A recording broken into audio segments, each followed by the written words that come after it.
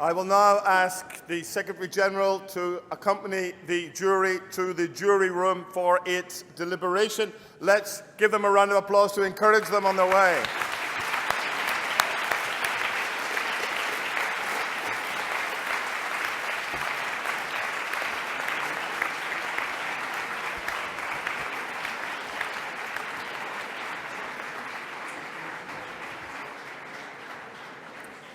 During this time, you, the members of the House, will have the opportunity to make your presence felt by speaking for, against, or simply on the motion, or by asking questions to either team.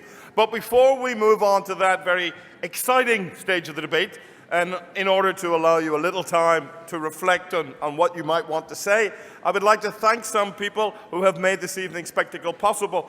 I'm sure you all agree that this splendid venue has added exactly the right touch of solemnity to this evening's proceedings. And so I would like to express the FDA's gratitude to all those who helped in the obtaining of permission to use this wonderful ballroom.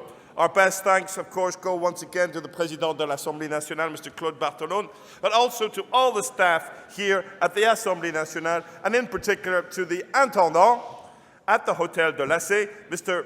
Jean-Pascal Andrieux, and to all his team.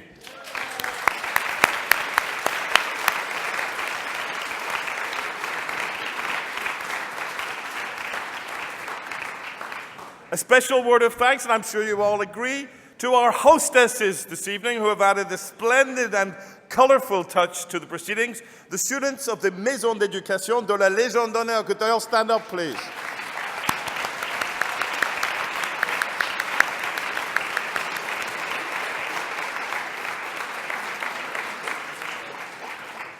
I would like to thank all those previous debaters who come back year after year, and notably to those who have helped us by participating in the earlier rounds and the juries for this year's tournament. This year, once again, all our qualifying rounds and semi-finals were judged by former debaters and current coaches in our tournament. That makes over 60 judges, all debaters themselves judging 24 full debates. In addition, as we have expanded this year, we've been calling on our jury members to travel greater and greater distances to the Plateau de Saclay,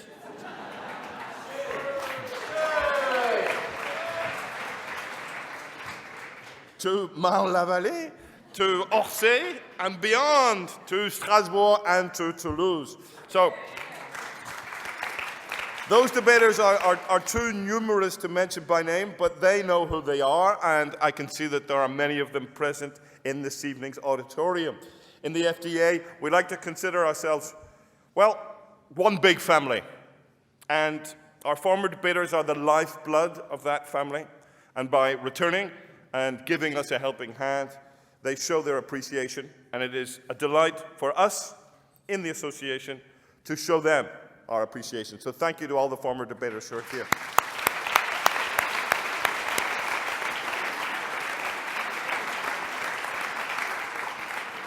Speaking of a helping hand, I would also like to take this opportunity to say a very big thank you to the team and those who helped this evening run so smoothly. They range from former SecGens of the FDA to former debaters to current debaters, or just people who simply love debating and want to help out. Without them, this evening would not be what it is. So please, the team who organized, Francesco, Brieux, Rosa, Paul, Marilou, Antoine, and François.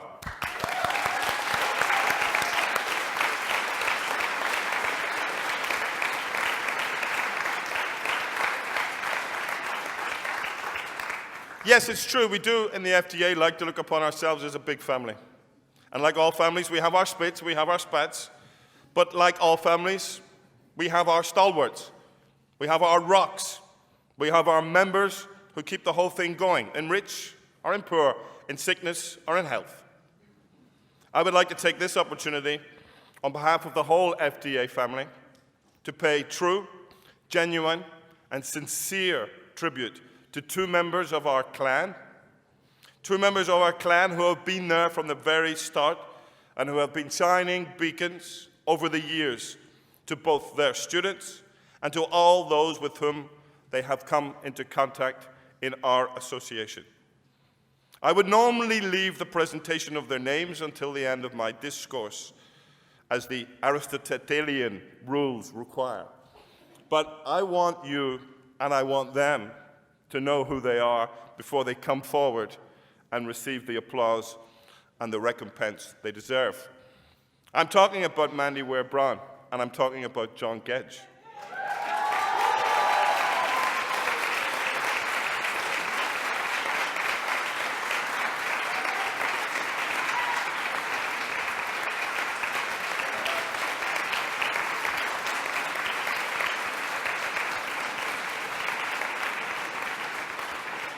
I shall not talk about the fact that both Mandy and John coached winning teams of our tournament. I shall not mention that they have been extraordinary colleagues and friends for many years. I shall not even emphasize the help, the assistance, the succor that they have provided to their students over the years.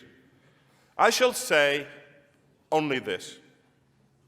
Mandy and John, you have given so many students the pleasure of your know-how, your savoir-faire, your own form of je ne sais quoi. And you have been instrumental in the development of debating in this country. We owe you so much for what you have given, for what you have contributed, for the time, the energy, and the vitality that you have injected into our common aim, target, project, and family. I speak in the name of all of your students, all of your colleagues, and all of us in the FDA.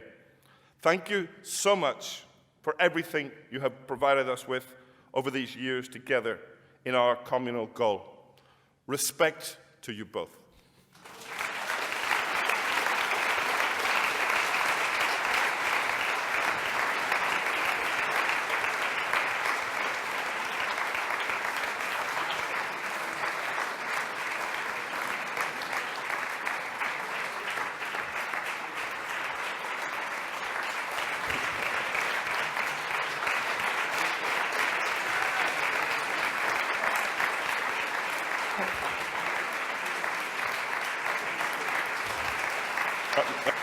That's Mandy.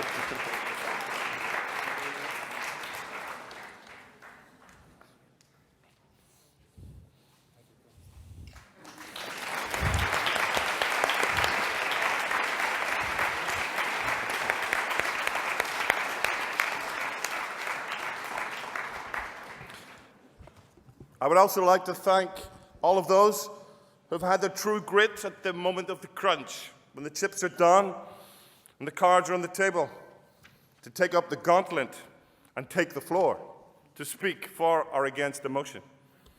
In the wise words of my own rhetorical mentor, Joe Strummer, it is a sad thing when men have neither the wit to speak well or the good judgment to hold their tongues. It was actually Plato, but I just wanted to say Joe Strummer at the Hotel de la Paix.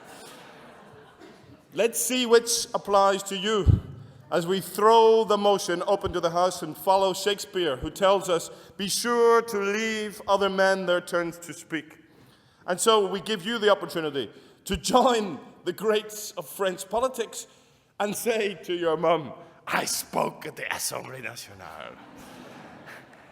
If you'd like to come in and participate, please put up your hands. Alice and Anna are circulating with the microphones.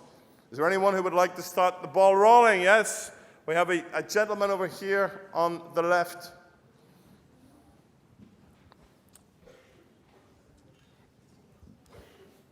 If it pleases the chair, I actually have prepared a short speech on the motion.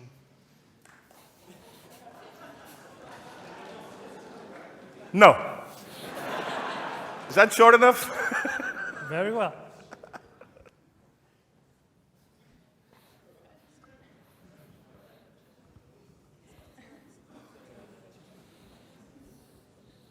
Someone else? Actually, I have a question for both teams. The opposition, I'd like to ask you, what do you respond to the government when he tells you what we are saying is not that we keep calm and do nothing, but we keep calm and carry on changing. And I have a question for the proposition. What do you answer? What is your answer to the example, very simple example they've been taking, Martin Luther King, who stood up and made things change? What is your true answer to this? Thank you for your question. About the change, we define precisely carrying on as continuing in the same direction with no deviation, and we think that change is a deviation, so that's why for us it's not carrying on. To answer your question about Martin Luther King, the civil rights movement, well, founds itself in peaceful protest. So I think the very phrase of keeping calm and carrying on precisely fits to Martin Luther King. So.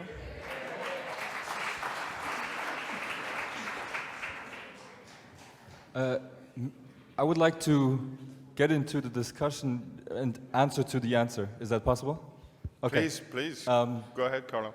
I offered another solution because I realized that we're defining the words in a different way. So I offered the solution that we're saying carrying on, and you're defining carrying on by always going in the same direction. And then I said, if it means always going in the same direction, we can agree that we always tried to strive towards progress. We always tried to find solutions to the new problems that we're seeing. So I was wondering what you respond to this, because that is change. Well, our answer to that was simply that if you, sorry, Declan, can I please answer? Our answer to this was that if you carry on in the same direction, hoping for progress, basically you're leaving progress in the hands of randomness. And we want to take action to try and make this happen. Okay. I want to get as many people from the audience involved as possible. So I have a point to raise with the government. Reason dictates that finding one single example can disprove a general rule. So wouldn't the fact, since your whole argumentation is based on the fact that we have to prefer reason over emotion, so wouldn't the fact that we can find one example, so the French Revolution, which is actually considered as a good thing, and thus proves that that keeping calm and carrying on was not the good solution, invalidates this whole motion by your own standards? Wow. Yes, Kita? We took the motion, I mean, to us, a revolution is keeping calm in order to have an efficient process. I mean, no, seriously, if you go out there and start shouting, who would listen to you? I mean, no one. You're just gonna start appear. No, but okay. Okay. Yes. Someone. Yes. Okay. Hi. You hear me? I'm Laurent Daniel. I'm an alumnus from the École Polytechnique, and I'm very happy to speak tonight. And thank you for the organizer. Thank you for the speakers. And it's not a question. Thank you. It's not a question, just a comment. I was very happy on the plateau de Saclay. It's very nice.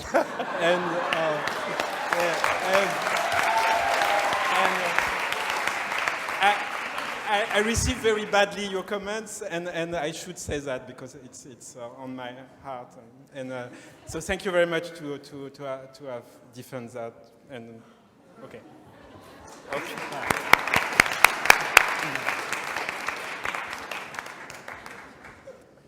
My question addresses the gardeners of Polytechnique. I would just go back to a point of definition, because the core concept of your position is the concept of passion, and I calmly wrote down my definition of passion just there and my question. So passion is being passive and action is being active. That's simple, all right? So passion is what acts upon you. And so my fair question is, passion is by definition a submission to your emotions. How can you believe you can lean on what is controlling you to lead your life freely and rationally? And please, don't walk around the definition again, and thank you, as you've done. Thank you. It's not my intention, but to me, and I think to my team and many other people in the room, being passionate doesn't mean being submitted or being submissive to something exterior. You can bring your own passion. You can be passionate by yourself. So in this sense, you cannot say that you're...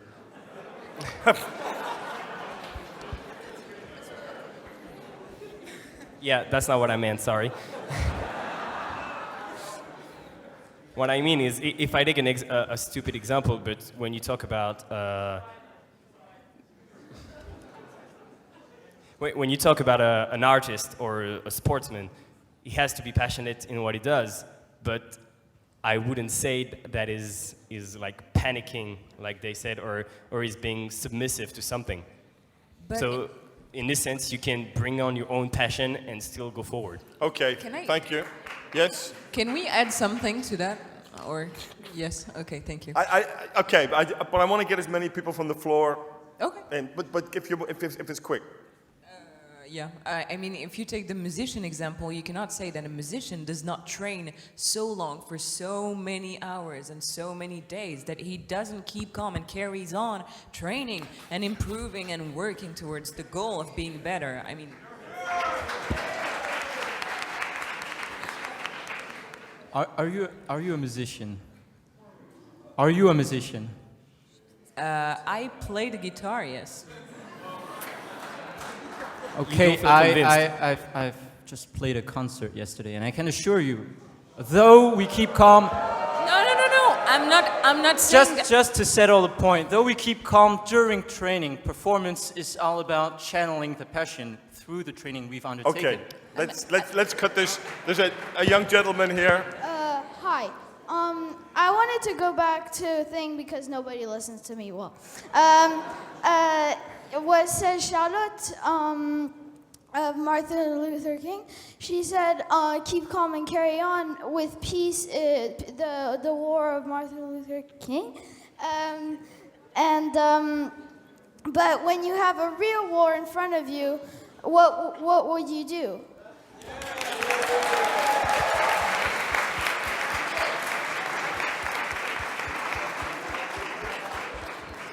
That's a really good question.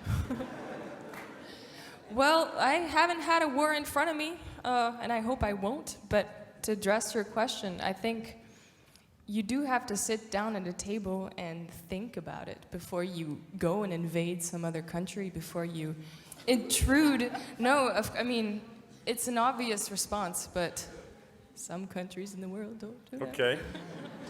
Can I add something to that? Or do we have to? I think that let's keep the floor debate moving. Yes. Hello. Hello. Sorry, the gentleman at the back first. Yes, I think, yeah. Thank you very much. I'm one of the Polytechnosaurus from the back, actually. And I would like to tell the opposition that right now they can't keep calm because they were outstanding, actually. But I feel passionate tonight, and I was very impressed by Miss Matthews. So, as I can save 2 cups of champagne, would she celebrate the award for the best speeches with me? Thanks.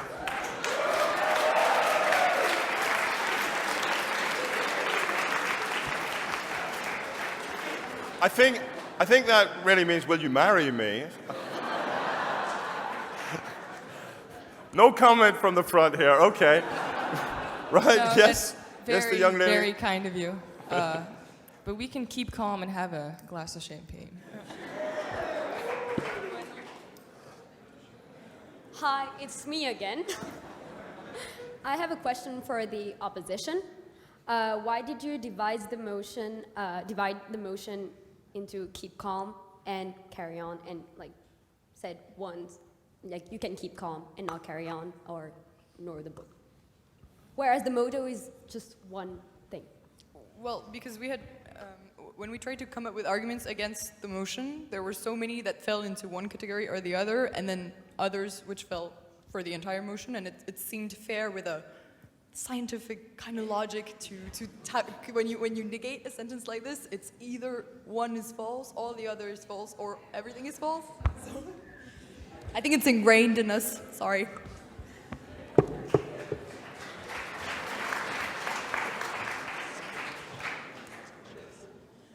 My question goes for the proposition. Beautiful gardens, by the way. It seems to me like you were making the case that keeping calm will always bring positive results. While if Martin Luther King was to keep calm and assess the situation, he would realize that he cannot go against the United States government, well, because he's a simple citizen. So wouldn't you agree that sometimes putting motion ahead will bring better results? Yeah, then mine, yeah.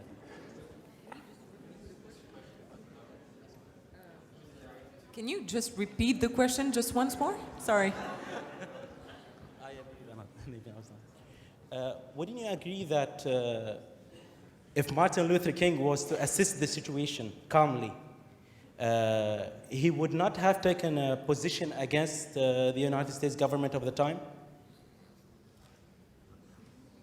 Yeah, because he said that he cannot go against the government calmly, that would not bring positive results. So it was a decision made on passion. It was not a decision made on clear calculating moves. That's what I'm saying. Yeah. I think we have heard that points in different variations tonight. We believe that passion or emotions and rationality don't exclude each other. If you act rationally, it means that you take all the reasons and all the points in favor and against it. And emotions are part of this. So maybe this is a response to your question. Thank you very much.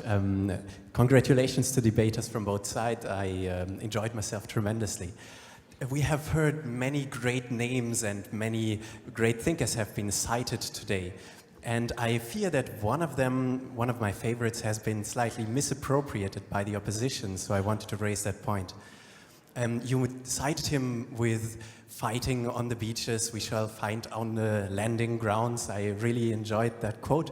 But for me, Winston Churchill is somebody who embodies the spirit of keeping calm and carrying on, because he was the person who phrased the expression, or who is well noted for the quotation, when you're going through hell, keep going.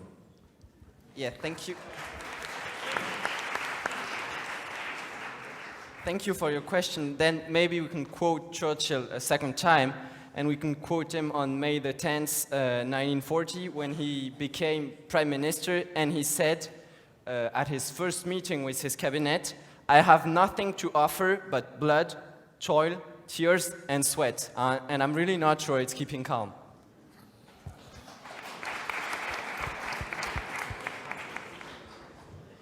Ladies and gentlemen, good evening.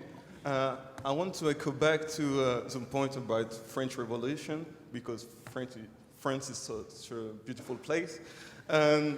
Well, I heard that the French Revolution was thanks to passion and stuff like that, but I think that wouldn't the French Revolution just be a civil war if there weren't people who wrote laws after that? Wouldn't the both sides agree?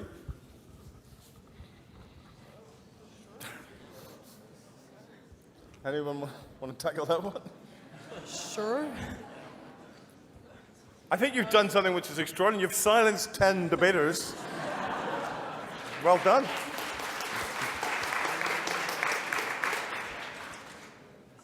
Yes, good evening. I have a question for both teams, but maybe a little bit more for the opposition.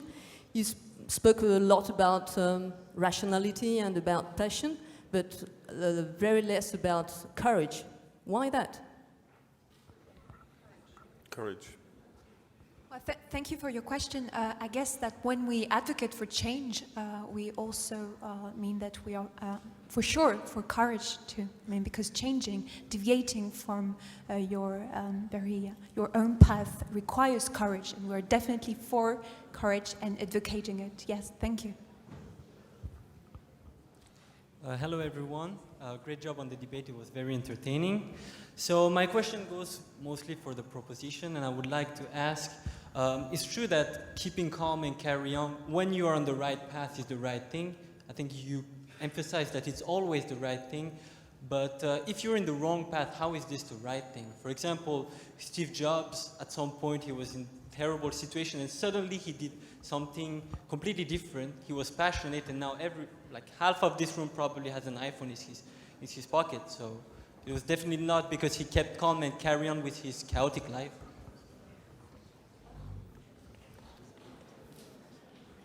Steve Jobs was fired from his company. He didn't give up. He created Pixar, who everybody knows, and then Apple begged him to come back. So no, he did carry on. He stayed in his mind, in his true self, and he succeeded. I think it was also about assessing. Is this working? Yeah, okay. I think it was about assessing the situation. To be or not to be on the right path depends on how you assess the situation. If you keep calm and carry on, you would efficiently try achieve a way to find a right way to assess the situation. Okay, thank you. Hello again. I have two questions, one for the government and one the opposition. For you, who is the best speaker in the opposite team? And same question for the opposition. Hey, are we supposed to like give only one answer to that question, or are we supposed to deliberate? Yeah. I think it'd be a fair response because each and every one of us would choose each and every one of them. So.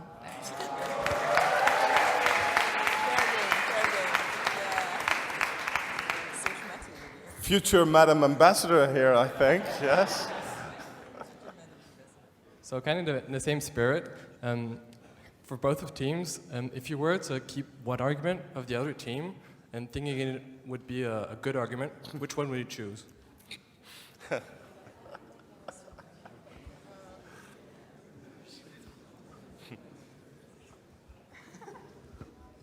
Maybe eat some soup.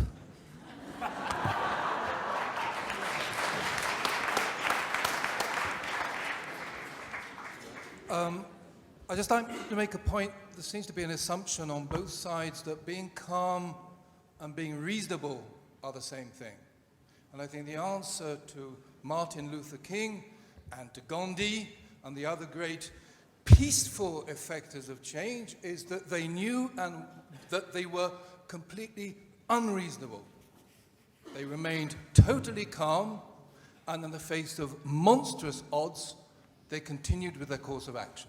Knowing that it might destroy them, their lives, their family, they remained calm and they carried on with what was unreasonable. And that applies to Churchill too. He was drinking lots of whiskey to get himself through. When he made those stirring speeches, he went home and said, but the situation is impossible, we'll never get out of this, but have to carry on.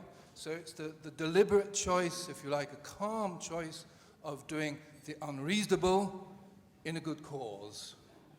I'd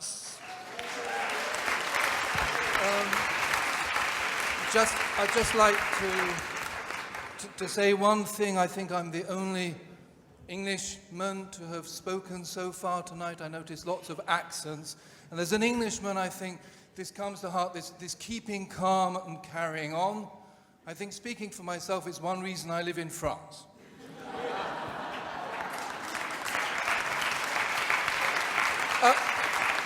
A bit of passion, a bit of rhetoric, and in France, here we are in the Assemblée Nationale, we can actually discuss everything with passion and not fight. And sometimes being reasonable means keeping quiet, as we heard from the opposition. So I think there's a very English thing here somewhere. It's very good that we remain calm, but we shouldn't always remain reasonable or calm, I think. And having said that, because nobody else has done it so far, I'll take my revenge. And one person we haven't thanked tonight is Mr. Chairman himself.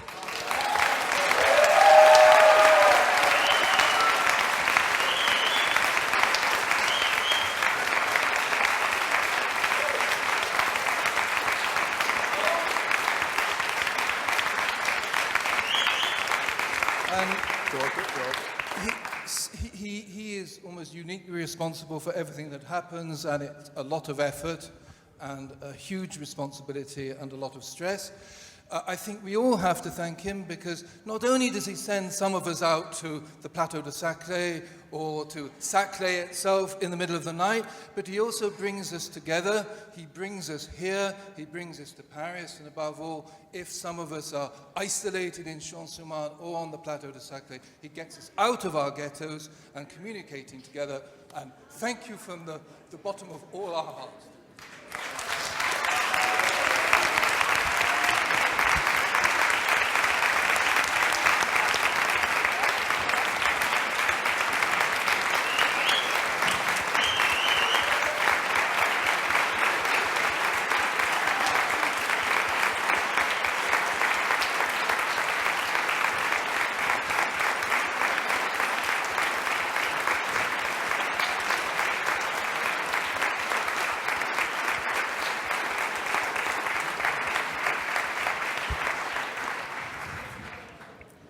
Thank you, John. Ladies and gentlemen, you managed to do something that doesn't happen very often and make me go red.